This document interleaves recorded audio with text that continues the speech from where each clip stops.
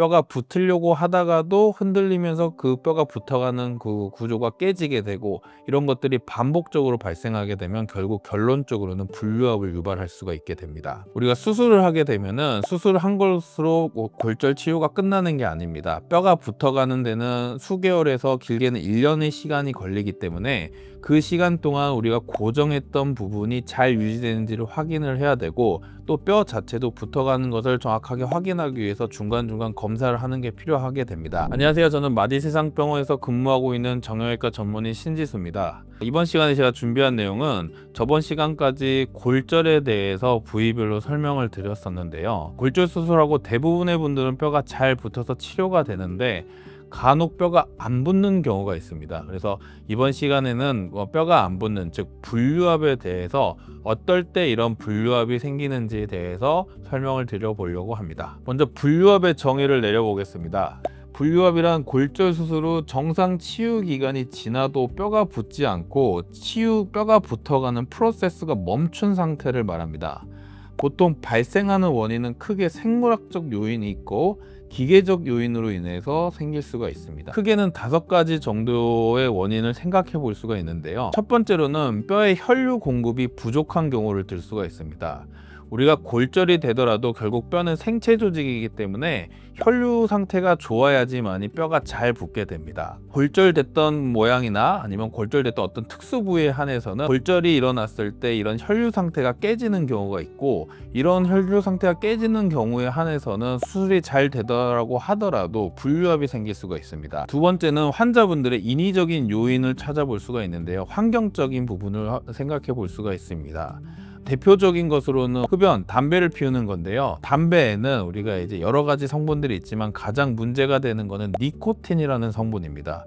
이 니코틴이라는 성분은 말초혈관을 수축시키는 작용이 있기 때문에 우리가 골절 수술하고 나서 앞선 설명대로 혈류 상태가 끊기게 되면 뼈가 잘 붙지 않을 수가 있는데, 니코틴 같은 말초혈관을 수축시키는 작용이 일어나게 되면 피가 결국은 혈류가 잘 돌지 않기 때문에 분류압을 유발할 수가 있습니다. 그래서 보통 통계학적으로 흡연자가 비흡연자보다 분류압을 생길 수 있는 확률이 수배 더 늘어나는 것으로 되어 있습니다. 세 번째는 환자분들의 신체 상태 또는 영양 결핍 상태에 따라서 뼈가 안 붙는 분류압이 발생할 수가 있습니다. 보통 질환이 있는 분들 중에서 특히 당뇨병이 있다거나 만성 질환이 있으신 분들 같은 경우에 분류압률이 좀 높은 것으로 되어 있고요. 골다공증이 있으신 분들도 역시 뼈 자체 구성이 약하기 때문에 뼈가 잘 안 붙을 수가 있습니다. 우리가 뼈가 형성이 되려면 보통 칼슘이나 비타민 D 같은 성분이 풍부한 상태가 있어야만이 뼈가 잘 붙을 수가 있게 되는데요.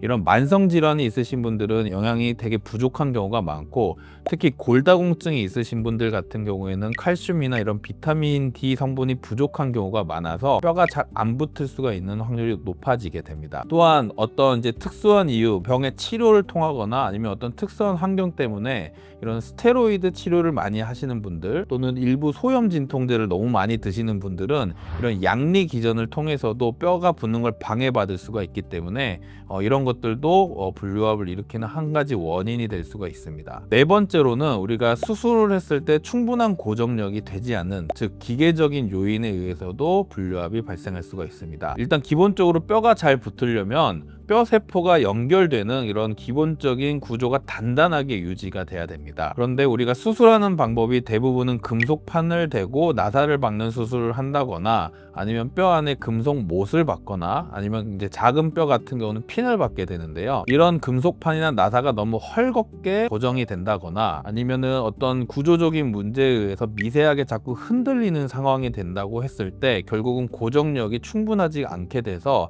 뼈가 붙으려고 하다가도 흔들리면서 그 뼈가 붙어가는 그 구조가 깨지게 되고, 이런 것들이 반복적으로 발생하게 되면 결국 결론적으로는 분류압을 유발할 수가 있게 됩니다. 마지막으로는 골절 부위에 감염이 생기는 경우가 있을 수가 있는데요. 수술하게 되면 상처를 개방하게 되고 이런 상황 속에서 감염이 생길 확률이 올라가게 되는데요. 이런 감염 상태가 물론 생기지 않아야 되겠지만 혹시라도 감염이 된다고 하면은 이런 뼈 자체도 결국은 분류압을 유발할 수가 있습니다. 그렇다면 이런 분류압을 어떻게 치료를 해야 될까요?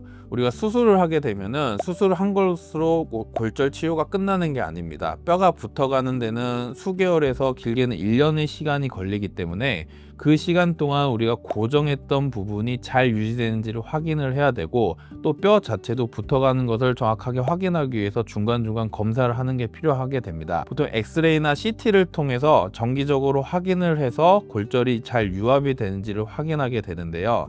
엑스레이 상에서 만약에 고정이 약한 경우는 보통 골절 부위에 뼈가 자라나는 게 좀 더 두껍게 가골이 형성이 되면서 두껍게 형성이 되지만 그 고정 자체가 미세하게 흔들리면서 가골만 만들어지고 실제로는 붙지 않는 상태의 분류압이 생기게 되는데요.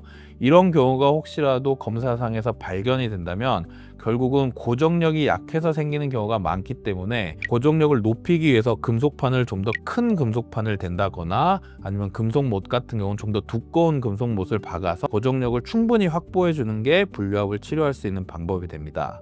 또한 두 번째로 혈류 상태가 좋지 않는 경우로 판단되는 분류압 같은 경우에는 이런 가골 형성이 잘 되지 않고 뭔가 뼈 끝이 마르면서 뭔가 뼈가 잘 흡수되는 듯한 모습을 보이는 경우가 많게 되는데요. 이럴 경우에도 좀 더 충분한 고정력을 확보해 주면서 이럴 경우에는 자가골을 이식하는 자가골 이식술이 동반돼야지 치료가 되는 경우가 많습니다. 분류압에 대해서 일어날 수 있는 요인과 분류압의 종류, 치료에 대해서 간단하게 알려드렸는데요. 우리가 골절 수술하는 것도 물론 중요합니다. 하지만 여러 가지 원인에 의해서 결국은 뼈가 안 붙는 경우들이 발생할 수 있기 때문에 수술하고 나서 병원을 무조건 오지 않는 것보다는 정기적으로 와서 엑스레이 검사를 통해서 상태를 확인하는 것이 중요하고요. 또 이런 상태에 대해서 수술하신 전문의 선생님과 잘 상의하셔서 이런 분류압이 생기지 않도록, 또는 분류압이 생겼다면 그에 맞는 치료를 적절한 시기에 잘 받는 것이 골절 치료에 도움이 될 것으로 생각이 됩니다. 제가 준비한 내용은 여기까지였고요. 다음 시간에도 좋은 주제로 찾아오겠습니다. 감사합니다.